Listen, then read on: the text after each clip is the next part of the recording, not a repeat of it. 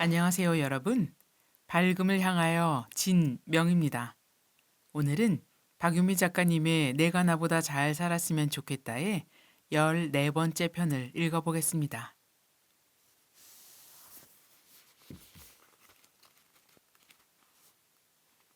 목숨마저도 불공평한 세상인 것 같아요. 세계적인 IT 부자들이 집중하는 분야가 뭔지 아세요? 불로장생이에요. IT 업계 거물들이 앞장서서 생명 연장 사업에 투자하고 있대요. 페이스북의 피터 틸은 120세까지 살겠다는 구체적인 목표를 세우고 성장 호르몬을 복용하면서 원시인 식단을 먹고 있고, 레리 앨리슨 오라클 공동 창업자는 아예 영원히 살고 싶다는 목표를 공개하고 노화방지 연구재단을 설립해서 매년 거액을 투자하고 있대요. 진시황의 후예들이네. 진시황은 불로장생을 위해 필사적으로 노력했지만 50세에 죽었어. 하지만 그때가 2200년 전이니까 당시 50세면 꽤 장수한 걸 거야.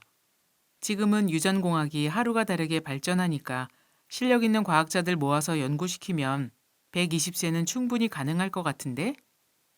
그렇지만 생명 연장 기술의 혜택을 모두가 누리진 못할 거예요. 일반인들에겐 엄청난 고가일 게 뻔해요. 이제 장수조차 부자들끼리만 누리는 그들만의 리그가 되는 거죠. 목숨만큼은 누구에게나 공평한 거라고 생각해 왔는데 그마저도 돈에 의해 좌지우지 되는 것 같아서 서글픈 생각이 들어요. 누구에게나 공평한 거? 이 세상은 차별지라서 애초에 공평은 없어. 부자들은 통상 오래 살기를 원하고 실제로 오래 살 확률이 클 거야. 돈으로 누리는 즐거움이 많으니 삶에 대한 애착이 클 것이고 유기농 식품이라든가 최신 의료기술을 쉽게 접할 수 있기 때문이지. 그런데 너는 누리고 즐기는 삶이 최고라고 생각하니? 최고까진 아니더라도 어느 정도 원하긴 하죠. 원룸을 얻을 때도 쾌적한 집을 얻으려면 돈이 관건이고, 새끼 학식을 먹느냐, 가끔 삼겹살을 먹느냐도 마찬가지예요. 나이를 먹을수록 그 대상은 점점 더 많아질 것 같아요. 따지고 보면 부모님들이 그렇게 열심히 교육시키는 이유도 내 자식이 높은 위치에서 더 누리고 살기를 원하기 때문이잖아요. 그래. 엄마도 불교를 배우기 전까진 그랬어.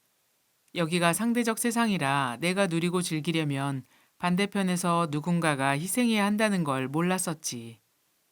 내가 맛있는 음식을 먹으려면 누군가는 뜨거운 불 앞에 서서 땀 흘려야 하고, 아침 출근 때 깨끗한 길을 걸으려면 누군가는 새벽에 출근해서 전날 밤 취객들이 남긴 흔적들을 청소해야 해. 모두 음식을 하기보다는 먹는 편을, 청소보다는 쾌적한 빌딩 한 사무실에서 일하는 편을 선호하죠. 그러니까 경쟁을 하게 되고, 경쟁에서 밀리면 생계를 위해 하기 싫은 일도 해야 하고, 그렇다고 경쟁을 포기하고 싫은 일을 억지로 할 수는 없잖아요. 생존 경쟁은 이 세계의 속성이니까 태어난 이상 어쩔 수 없는 일이지. 다만 그게 삶의 목표가 아니란 얘기를 하고 싶은 거야. 그 120세까지 살겠다는 IT 부자 말인데, 만일 수행을 하고 세상에 기여하기 위해 120세까지 살겠다는 목표를 세운 거라면 본받을 만하지. 그렇지만 단순히 세상을 누리기 위해 오래 살고 싶은 거라면 어리석은 생각이야.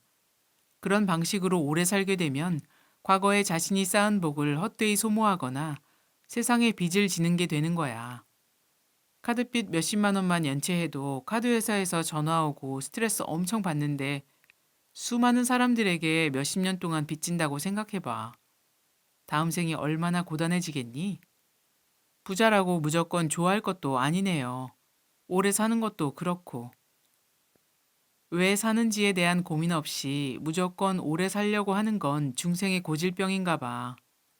2500년 전에 부처님께서 수자상이라고 해서 우리가 해탈하지 못하는 이유 중에 하나로 목숨에 대한 애착을 지적하셨거든. 부처님께서는 80까지 사나 120까지 사나 죽음은 똑같이 고통스러운 상황이라고 보신단다. 어차피 막판에는 몹시 아플 것이고 죽음과 동시에 사랑하는 사람과 이별해야 하니까 그 고통을 해결해 주시려고 출가하셨고 결국 방법을 찾으신 거야. 그렇지만 여전히 우리는 생사 문제를 해결하기보다는 120세까지 즐길 수 있는 삶을 추구하는 편이지. 돈과 건강만 받쳐주면 오래 사는 게 좋다는 생각을 했었는데 그렇지도 않네요. 그럼 굳이 부자를 부러워할 필요도 없고 건강에 너무 연연해 할 필요도 없겠네요. 그렇다고 돈 벌 생각을 안 한다거나 건강 관리를 소홀히 하면 안 돼. 돈과 건강이 삶의 목표는 아니지만 중요한 수단인 건 분명해. 부지런히 능력을 키워서 정당한 방법으로 돈도 많이 벌고 적절한 운동과 영양 섭취로 튼튼한 몸을 만들어야 해. 그래야 세상에 복도 쌓고 부처님 법을 배워서 죽음을 초월하는 방법을 배울 수 있는 거야. 육신에 대한 집착. 대부분 사람은 자신의 육체에 집착하며 살아간다. 그러나 언젠가는 육신을 떠나야 하므로 육신에 대해 집착하면 고통스럽다. 아니비설 시느를 잘 관찰하되 집착하지 않아야 한다. 마음은 그대로지만 몸은 늙고 병든다. 따라서 언젠가는 병들고 죽을 육신에 집착하지 않고 편안한 마음으로 여유롭게 살아갈 수 있어야 한다.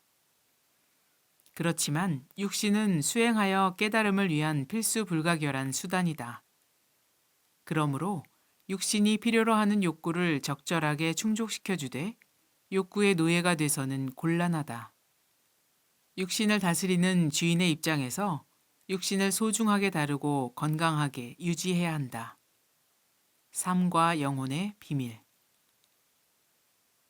여러분은 어떻게 생각하세요? 무병장수는 행운일까요? 오래 살면 행복할까요? 오래 살면서도 어떻게 살아야 행복한 것일까요?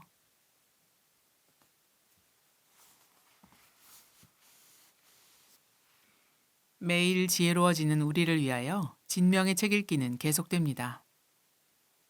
여러분의 관심과 사랑은 큰 힘이 됩니다. 그럼 다음 시간에 만날 때까지 안녕히 계세요.